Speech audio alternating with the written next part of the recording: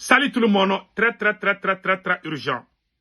Aujourd'hui, jeudi 9 janvier 2025, tentative de coup d'État échouée contre le président maréchal Mahaman Idriss Déby. Voilà, Mahaman Idriss Déby.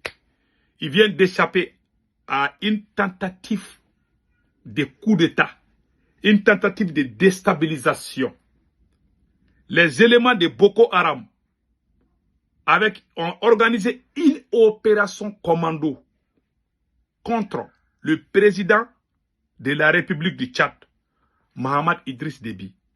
L'objectif était d'assassiner le président. Mais Dieu merci, la situation est sous contrôle. Quelles sont les raisons secrètes de cette tentative? Je vais vous donner tout de suite. Il s'agit bel et bien des éléments de Boko Haram. Et je vous dis aussi que le temps vient de donner raison au président patriote du Niger, le général Tchani. Le temps vient de donner raison au général Tchani. Le général Tchani avait averti les dirigeants, les autorités tchadiennes. Le président patriote du Niger, général Tchani, avait averti les autorités tchadiennes la collaboration entre la France et les éléments de Boko Haram. Cette tentative-là, c'est la France qui est derrière. Hein. Ne cherchez même pas loin. Et les éléments qui ont infiltré le palais présidentiel du Tchad ont été éliminés. Il y a des images que je ne vais pas vous montrer, mais franchement, je dis chapeau aux autorités tchadiennes. Voilà ce qui est écrit ici. Les raisons secrètes, je vais vous donner ça tout de suite. Voici le ministre d'État, ministre et porte-parole du gouvernement.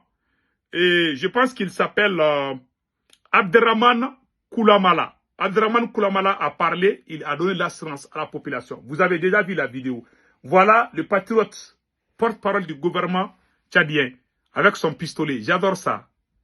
Vraiment, j'ai trop aimé cette image, vous voyez. Donc, il a parlé, voilà ce qu'il a dit. Voilà. Voilà, il rassure que tout va bien et que les forces armées sont mobilisées aux côtés du maréchal Mahaman Kaka Déby pour défendre le pays au prix de leur vie. Je voudrais rassurer l'ensemble des Tchadiens que la situation est sous contrôle. Je suis actuellement à la présidence de la République. Tout est calme, rassure-t-il. Porte-parole du gouvernement. Il est là. Les bandits, les voyous qui ont voulu déstabiliser le Tchad, franchement, ils ont été mis au chaos. Nous disons chapeau et bravo aux autorités tchadiennes. Nous conseillons le président tchadien de renforcer sa sécurité présidentielle. Chasser la France n'est pas du tout facile. Ce qu'ils ont fait au papa de l'actuel président, c'est la même chose qu'on voulait faire à son fils. On voulait assassiner le président tchadien. Mais Dieu merci, il a échappé. Parce qu'il a demandé le départ de l'armée française. Il a fixé la date. Il dit que d'ici le 31 janvier, que la France doit quitter le Tchad. Maintenant, aujourd'hui, on voit des bandits armés. Le président tchadien, les autorités nigériennes avaient averti les autorités tchadiennes par rapport à cette situation. Mais avant d'aller de cela, je vous montre d'abord les causes réelles qui ont poussé les bandits à aller attaquer le palais présidentiel. Je vous montre tout de suite et après nous allons parler des restes. Voilà. Voilà ce qui s'est dit ici. Donc, restons très vigilants. Et surtout les présidents de l'AES. Donc, voici le discours qui a choqué Macron. La date butoir de retrait définitif des forces françaises de notre territoire est fixée au 31 janvier 2025. Comme vous le savez bien, ce délai n'est ni négociable, ni modifiable. Voilà. Les autorités tchadiennes ont dit à la France de quitter définitivement. Même les chiens là, les chiens qu'ils ont amenés là, d'aller ramasser tout pour quitter le Tchad. Parce que Macron a insulté les Africains. Les dirigeants beaucoup de dirigeants, pas tous les dirigeants, beaucoup de dirigeants français pensent que les Africains sont des esclaves. Voilà, le Tchad a dit à la France de quitter définitivement. Donc, ils ont armé les voyous pour aller attaquer le président. C'est une opération. Le président a eu la chance. Hein.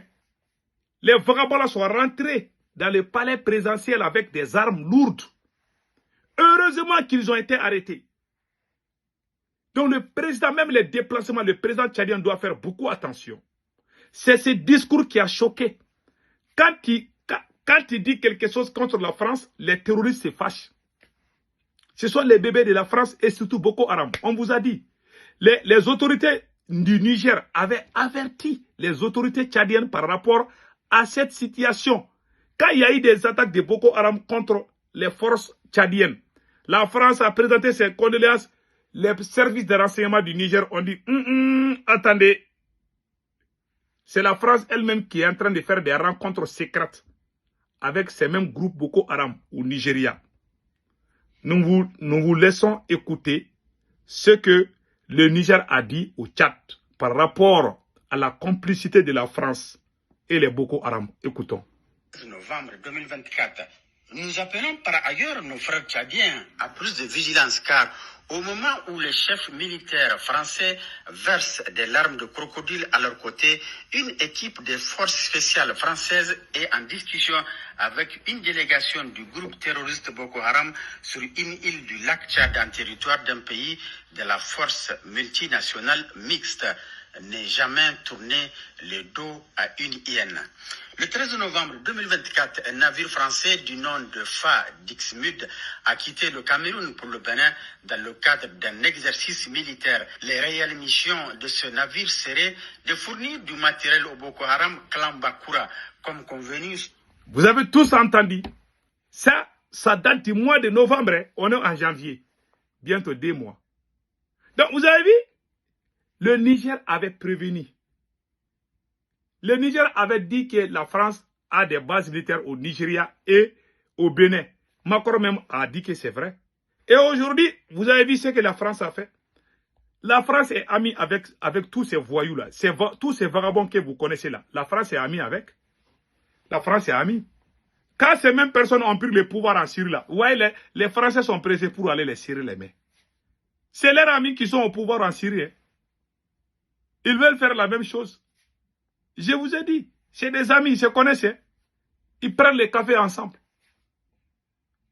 La France voulait se débarrasser du président tchadien avant de quitter définitivement le Tchad. Malheureusement, ça tournait mal parce que le Tchad est un pays béni. Le Tchad est un pays béni, malheureusement. Donc, nous disons chapeau aux autorités tchadiennes. Le travail a été très propre, mais restons très vigilants. Et surtout, je m'adresse au pays de l'AES. S'il vous plaît, nous aimerions que les 3 présidents de l'AES aident le président tchadien souvent. Il faut aider le président tchadien. Aujourd'hui, là, il n'est plus avec la France. Hein, et nous conseillons le président tchadien de rentrer dans l'AES. C'est très bon pour le Tchad. Nous serons très forts. Plus nous sommes nombreux, plus nous sommes forts. Plus nous sommes divisés, plus nous sommes faibles. Restons ensemble pour le bonheur de nos peuples. Je prie le président tchadien de rejoindre le plus vite possible l'AES. L'AES est une famille pour tous ceux qui veulent être libérés de la France. Aujourd'hui, le peuple tchadien a compris les doubles jeux de la France. Quand tu te débarrasses de la France, elle va créer le chaos dans ton pays avant de quitter. Donc vraiment, nous souhaitons bonne chance aux autorités tchadiennes et surtout de rester très vigilants parce que ce monde est très malade. Et surtout les déplacements. Le président tchadien doit faire beaucoup attention aux déplacements. J'aimerais aussi que la population tchadienne sorte encore une deuxième fois pour soutenir les autorités tchadiennes. J'aimerais que les autorités tchadiennes laissent la population tchadienne sortir, soutenir la transition et les autorités tchadiennes actuellement. Parce que vous n'êtes plus dans la transition. Donc, voilà ce qui se passe. Donc, voilà. Voilà mon conseil. Et mon conseil au président de l'AES, dans 3 semaines, le Mali, le Burkina et le Niger vont quitter la CEDEAO. Donc, les présidents là, les déplacements, il faut diminuer. Il faut vraiment diminuer. Les présidents de l'AES plus le président tchadien, je vous conseille de limiter les déplacements. Je conseille aussi le président tchadien de cesser d'aller au front. Hein. Tu as vu ce qu'ils ont fait à ton papa au front. Il ne faut plus aller au front. C'est mon conseil. Hein. Je répète encore. Je conseille le président, son excellence, maréchal Mohamed Kaka Déby. Il ne faut pas aller au front. Il ne faut plus mettre les pieds au front. Sinon, ils vont vous assassiner. Je vous jure. Il ne faut pas aller au front. Je répète pour une deuxième fois. Son excellence, monsieur le président Mohamed Kaka Déby, s'il vous plaît, ne partez plus au front. Restez dans votre palais présidentiel. Sinon, la France va se débarrasser de vous. Une troisième et une dernière fois.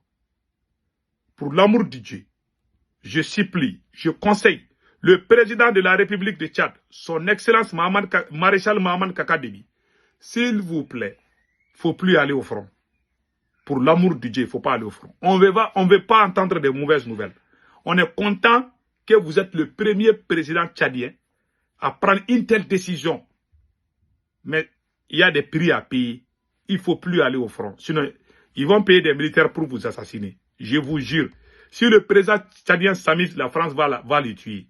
Je ne veux pas entendre cela. Je ne veux pas que cela arrive. Je lui conseille vraiment de rester dans son palais, de renforcer sa sécurité et surtout de chercher des bons partenaires. Si vous restez seulement avec des soldats tchadiens seulement là, nous les noirs là, on trahit vite. Il faut amener les bons partenaires. Il faut amener soit les Russes, ou soit les Chinois, ou soit les Turcs. Il faut amener beaucoup, il faut les mélanger avec la garde présidentielle. Sinon, nous les noirs là, si ça reste... Vous avez vu, tous les pays de l'AES là, ils ont des partenaires maintenant. Si vous faites quitter la France a tellement duré au Tchad, la France a des pions au sein de l'armée tchadienne. Ça, c'est clair. Il y a des gens qui ne sont pas contents du départ de la France. Je vous dis, hein, si vous ne cherchez pas, si vous restez seulement avec les soldats tchadiens, quelqu'un va vous trahir. Ça, c'est mon dernier conseil. Et je prie Allah le Tout-Puissant de protéger les peuples tchadiens, les peuples de l'AES, contre tous les ennemis. Que ce soit des ennemis de l'intérieur comme les ennemis de l'extérieur. Restons vigilants. Tous ces conseils que je vous donne, parce que je vous adore beaucoup, je veux le bien du président tchadien. Je ne veux pas que le Tchad soit comme le Soudan. Je ne veux pas vraiment. Je veux que le Tchad et l'AES, j'aimerais aussi que le Tchad rejoigne l'AES. Ça, c'est mon dernier conseil. Hein. Voilà. Un conseil très puissant. Mon cher président, son excellence Mohamed Kaka Déby, s'il vous plaît, il faut venir rejoindre l'AES. Nous sommes des frères. Nous allons travailler ensemble pour libérer toute l'Afrique. En bon entendeur, salut, passez un excellent week-end.